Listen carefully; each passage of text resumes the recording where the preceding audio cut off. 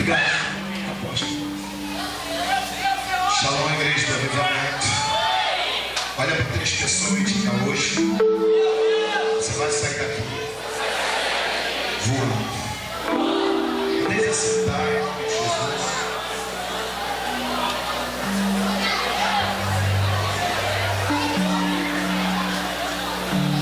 Glória a Deus. Hoje o primeiro discipulado do ano de 2013.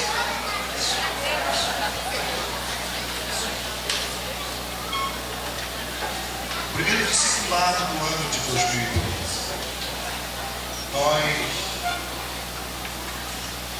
Eu e a Bispa temos buscado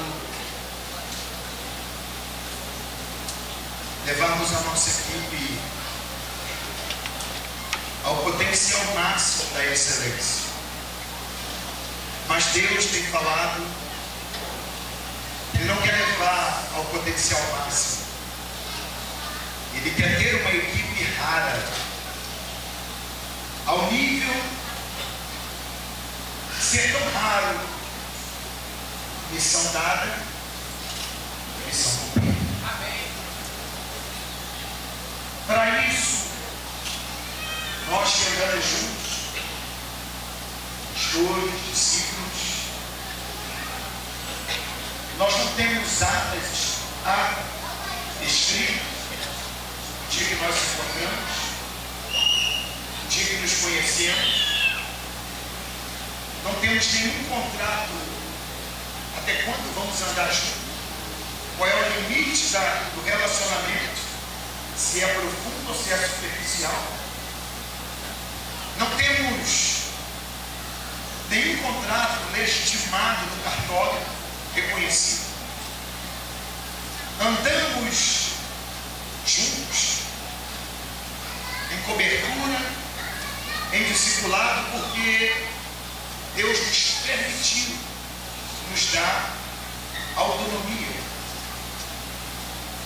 A autonomia parece que é a maior liberdade de um ser humano, mas a autonomia é a maior prisão de um ser humano, principalmente os cristãos, principalmente a pastor. Por qual motivo? Porque a palavra de um pastor,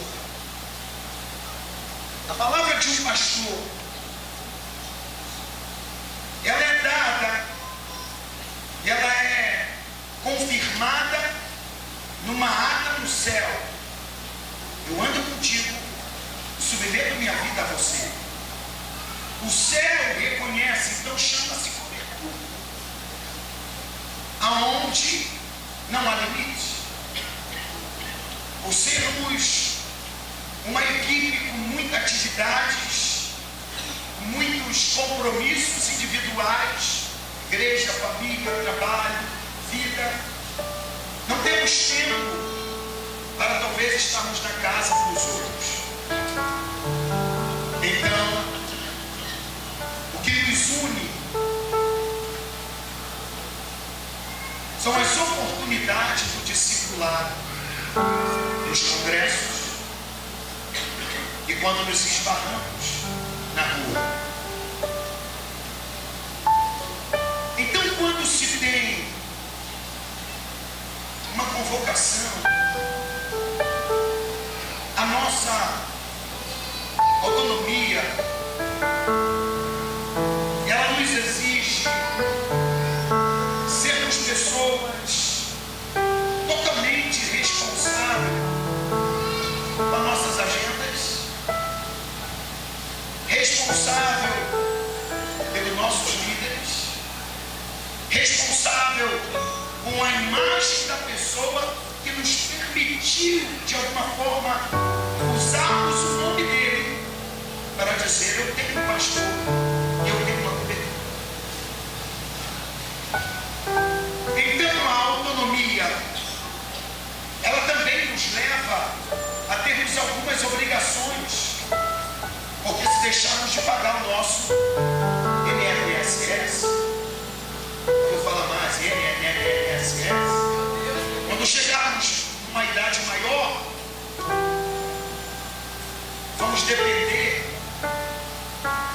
de pessoas que vão nos cobrir sem responsabilidade. Então vamos nos submeter, porque muitas das vezes pessoas que colocamos na política que regeu a lei e nos submetemos ao que eles têm para nos oferecer. Porque a autonomia ela é dada para aqueles que são totalmente responsáveis. Sabe o que é? Sabe que vai perder alguns benefícios, porque não tem um contrato assinado. Mas sabe que a sua capacidade é além de um contrato assinado. Então ele busca nível maiores e melhores. E com a responsabilidade sendo cumprida, ele vai investindo com o seu dízimo, com as suas ofertas, com as suas primícias. E quando ele não tem onde recorrer, ele tem o governo da vida dele, o Senhor Todo-Poderoso. Aí nós vamos observar uma mulher, esposa de um grande homem de Deus, porém, o homem de Deus era autônomo. Quando vieram na casa dela buscar com a ausência do seu marido, ela não pôde recorrer. Então ela vai aonde? Na cobertura. E ela diz: meu marido te serviu e servia ao Senhor. Agora eu estou com uma pendência. Meus filhos estão quase sendo levados. Significa a minha família. Então, na cobertura, ela tem autoridade para proteger a nossa família.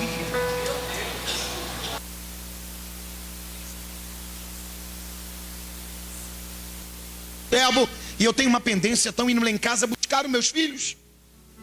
E ele pergunta: o que você tem em casa?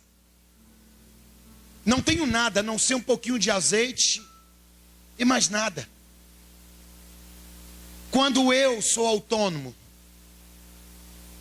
eu consigo ter nada, mas os meus cumprimentos com as minhas obrigações diárias, mensais, anuais, abre em mim um estado emocional de confiança, que do nada, pela palavra liberada da minha cobertura, eu passo a ter tudo.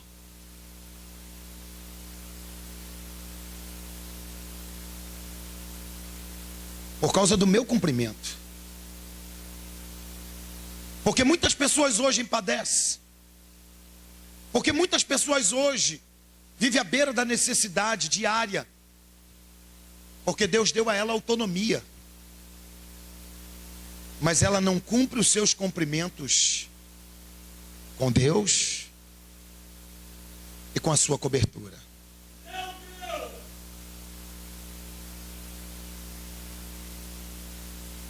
Silêncio. E depois quer exigir. O quê?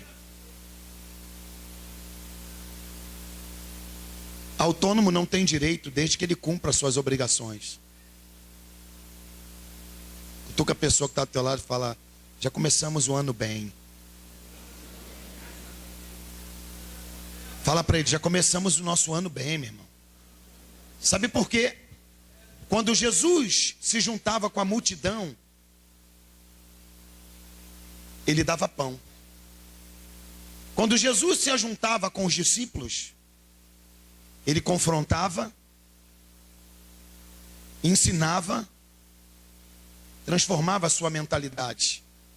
Quando Jesus se reunia com o pecador, ele confrontava e fazia ele se arrepender para ter salvação. O ministério de Jesus tinha um foco. Ele era autônomo. Ele não prestava conta a governo, não prestava conta a nenhum outro ministério a não ser a Deus. Sei que podemos entrar em outra escala e outros compromissos que ele tinha como ser humano. Sei disso, mas você está entendendo o raciocínio. Quando ele pedia, Deus dava. Amém? Olhe para a pessoa que está do seu lado e fala: hoje, saia daqui sabendo que você é autônomo. Nenhum outro Deus te manda. Fala: nenhum outro Deus te manda. Mas, fala: mas você tem as suas obrigações a cumprir.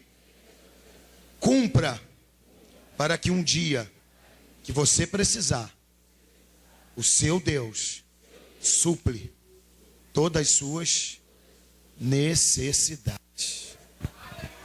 Você pode aplaudir? Solta a minha música.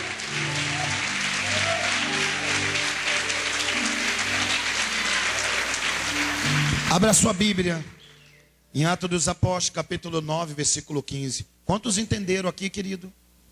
Todo mundo entendeu? Diz assim a palavra do Senhor, versículo 15. Disse, porém, o Senhor: vai, porque este é para mim um vaso escolhido, para levar o meu nome diante dos gentios e diante dos reis, dos filhos de Israel. E eu lhe mostrarei quanto deve padecer por amor ao meu. Olha para a pessoa que está ao teu lado e fala: hoje, Deus vai te mostrar na Bíblia o quanto é importante você padecer por amor ao nome do teu Deus.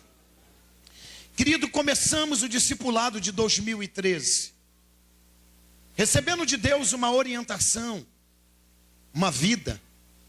Toda orientação, ela é uma rota para uma caminhada em uma estrada onde há muitas novidades em nossa vida. E nessas novidades não podemos ser pegos de surpresa. Então, quando eu recebo uma orientação, eu aprendo uma rota e nessa rota eu ando nela. E no meio do percurso, se algumas surpresas me alcançarem, eu ficarei atento que eu não posso desviar nem para a direita e nem para a esquerda. Por qual motivo? Porque a palavra do Senhor me diz: 1000 cairão ao teu lado, 10.000 à tua direita, mas você não será atingido. Eu não estou falando para pessoas comuns. Eu estou falando para pessoas extremamente inteligentes. Pessoas com uma capacidade de raciocínio extraordinário. Por quê? Porque a nossa mente, ela é cativa ao Espírito Santo. Sendo cativa ao Espírito Santo, começamos a entender os projetos de Deus para a minha vida e para a sua vida. Quando olhamos a Escritura, poderia falar de Paulo, poderia dizer quem ele era, poderia dizer qual eram as suas intenções, mas não é isso. Eu quero me atentar hoje e atentar vocês. O que eu quero dizer é 2 versículos. Vai, Ananias, porque ele é para mim um vaso escolhido, para levar a palavra, o evangelho aos gentios e aos reis.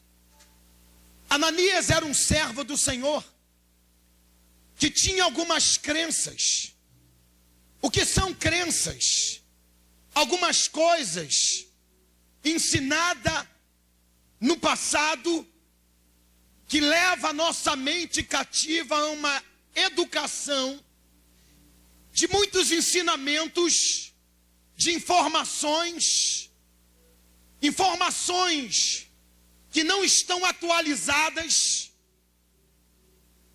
que prende a nossa vida, e quando até Deus falar comigo e com você, somos capazes de questionarmos a palavra de Deus, ou então a própria voz de Deus, porque não foi a palavra que falou com Ananias, foi a voz do próprio Jesus que falou com ele. E ele disse: meu Senhor, como eu vou lá? Este homem, sei da notícia que tem chegado ao meu ouvido. Ele é um homem extremamente violento. Um homem extremamente cruel. Um homem que o último relato que chegou, ele matou um dos principais, dos obreiros da sua casa, Estevão, e saiu correndo com a roupa de Estevão montado no cavalo, como se fosse uma bandeira. É esse homem que o Senhor quer que eu saia de dentro da minha casa, para ir até ele, para abrir a visão desse homem, Senhor. Deus disse, é esse homem. O que eu quero dizer para você, meu querido, é que há muitas pessoas que estão presas em tantas culturas do passado, que hoje Deus está falando profundamente a ela, que tem pessoas importantíssimas para Deus, para levar um avivamento, para mudar a história, e elas estão presas em dogmas e paradigmas, ao ponto de questionar a ação divina. Eu confesso para você, que se Deus tivesse usado qualquer outra pessoa para falar com Ananias, Ananias teria argumento suficiente para não ir. E era capaz de dizer para o profeta, que levou a mensagem, você deve estar equivocado, porque jamais Deus contaria com o perfil de um homem desse. Ele tentou questionar com o próprio Deus. Talvez você está aqui nessa noite, e você não é aquele homem ou aquela mulher que Deus vai usar para um grande avivamento. Talvez você não tenha o chamado para as nações, nem para reis, e nem capacidade para levar a palavra. Mas, quem sabe você não é aquela pessoa, como Ananias, aquele que tem a unção para abrir os olhos daquele que vai. Aleluia. Hoje eu não estou aqui preocupado se eu vou pregar às nações ou não, mas eu estou aqui como aquele que ouviu a voz de Deus e falou, vai lá e ore, porque quando você orar, os olhos deles vão se abrir, e eles vão levar a minha palavra. Ora mandaragassuri comanaiadandarabachábia.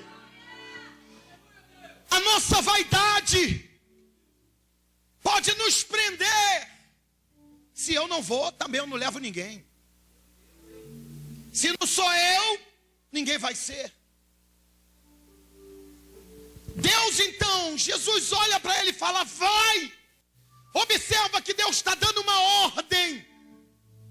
Não há nada escrito entre Ananias e Jesus, porque Jesus deu autonomia a ele, o direito próprio de escolher ir e vir, faz o que quiser. Mas quando ele submeteu a vida a Jesus, não tem nada escrito, mas Jesus tem autoridade sobre a vida dele. Vai, balança 3 pessoas e diz, hoje o Senhor manda te dizer, vai. Não, balança 3 pessoas, balança, fala, o Senhor manda te dizer hoje, vai, meu irmão. Ainda que você não goste dele, ainda que você tenha medo dele, ainda que você saiba que as notícias são ruins, ainda que você sabe que aquela pessoa te machucou, ou machucou que alguém que você gostava, ainda que você sabe que aquela pessoa te entristeceu, mas hoje aqui a questão não é a minha vontade, mas é o meu desejo de obedecer àquele que me salvou e me chamou. Então por obediência eu vou.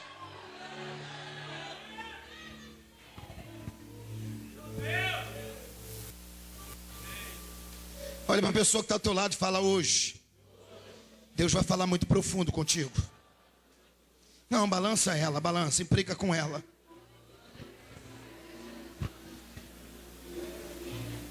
O que Deus estava dizendo para Ananias era, você quer romper o seu ministério, Ananias? Quer entrar na história?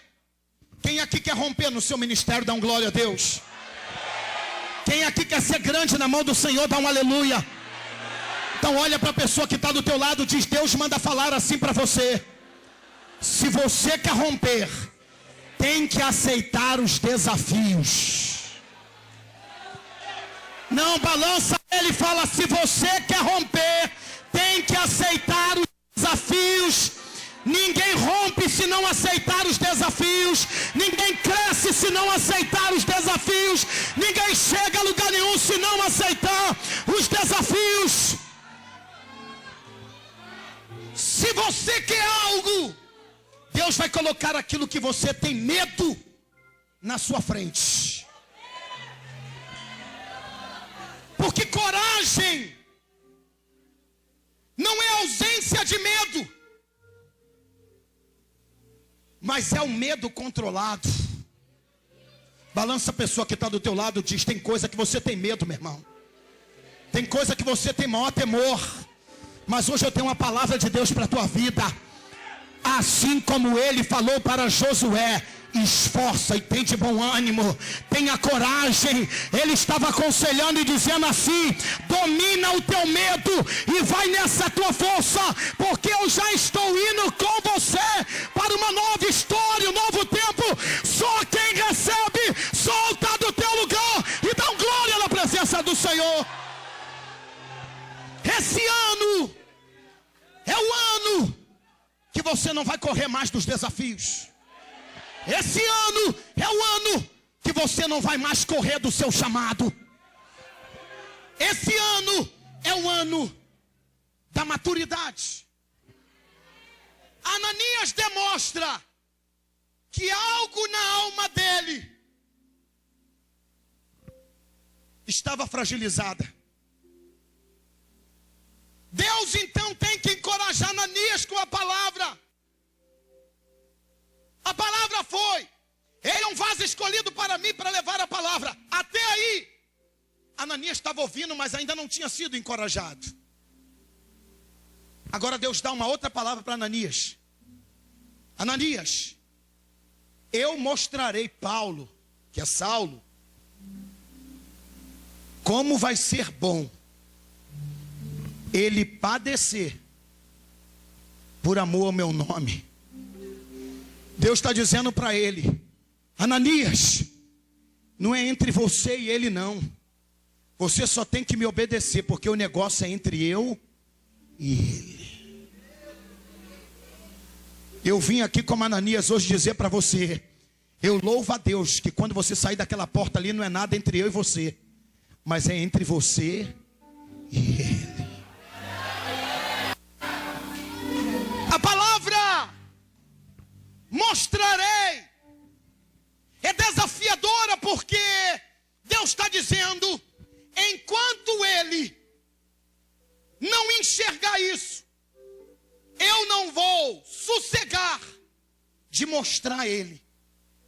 E quando Deus determina algo para a pessoa ver, se você não quiser ver, ele é capaz de usar uma mula para mostrar a você. Não se entristeça se porventura você andar na rua, um bêbado: e aí, varão, tá fugindo da missão de Deus, hein? Não fique triste se a tua filha ou teu filho olhar e falar: papai, mamãe, Deus tem uma obra muito grande na tua vida. Não fique triste se alguém bater no teu ombro, bate no ombro dele, bate, fala: Deus tem uma obra muito grande na tua vida, meu irmão.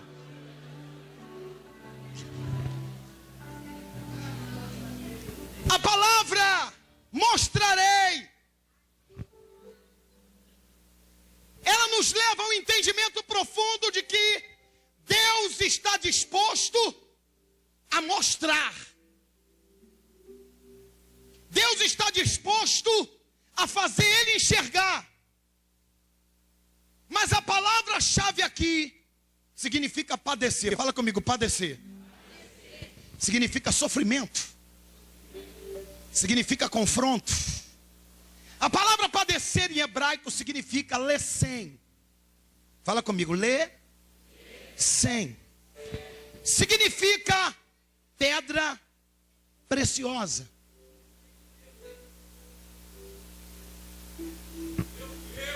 Deus estava dizendo a Ananias: eu vou mostrar a ele que ele é uma pedra preciosa para mim. Cutuca a pessoa que está do teu lado e fala: não adianta você fugir. Deus vai te pegar e vai te mostrar que você é uma pedra preciosa.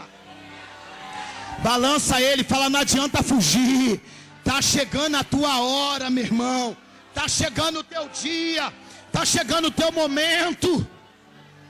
Eu vou te dar aí uma chance para você falar para 3 pessoas: está chegando a tua hora, está chegando o teu momento. Fala para 3 pessoas.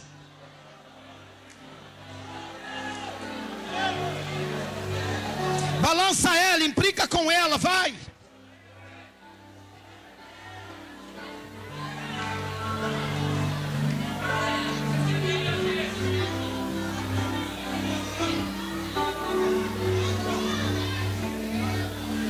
Tem crente aí, meu irmão?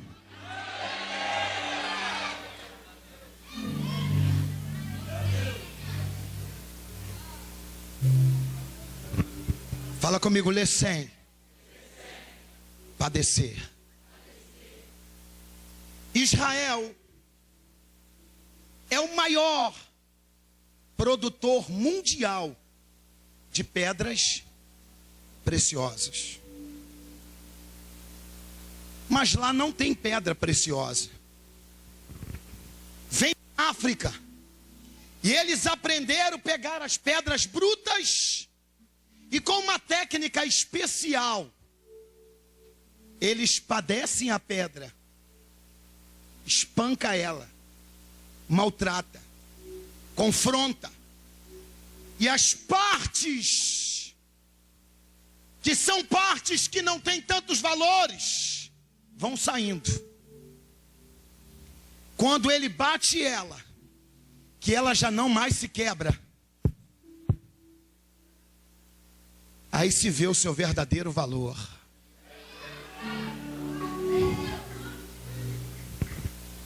Balança a pessoa que está do teu lado e fala: é, meu irmão, tem muita corça ainda de Deus na nossa vida ainda. Tem muitos conflitos na nossa vida que vai vir. Tem muita luta. Tem muita guerra. Fala para ele: tem muita guerra, meu irmão. Não adianta fugir. Te chamou. Agora chamou para quê?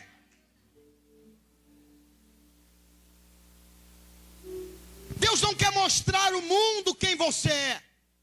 Deus quer mostrar a você o que Ele pode fazer através de você. E para isso, precisamos estar linkados com alguns sentimentos. Por quê, meu irmão? Se você está sendo chamado, mas não tem prazer em fazer, tudo que você faz sem prazer, sai mal feito. Tudo que você faz sem alegria, sai mal feito. Tudo que você faz sem ser o seu local, sai péssimo. Então, tudo depende do meu estado emocional. O inimigo não está interessado em tirar você da igreja, ou tirar você do discipulado. Ele está interessado em deixar você em tudo isso, mas sem alegria e sem prazer. Porque quando a pessoa está fazendo e ela não tem alegria, não tem prazer, a alma dela está ferida. Ela começa a ferir outras pessoas com atitudes que não é a atitude que ela deveria ter. Tudo que você fala com ela é péssimo, é ruim. E aí, já tentei isso. Ó, cuidado, hein? Eu também já fui assim. Olha o que eu tô. Minha vida não foi para frente. Quando você olha alguém que foi ex, você já vê a tristeza nos olhos da pessoa. Porque, meu irmão, quando ela se olha no espelho,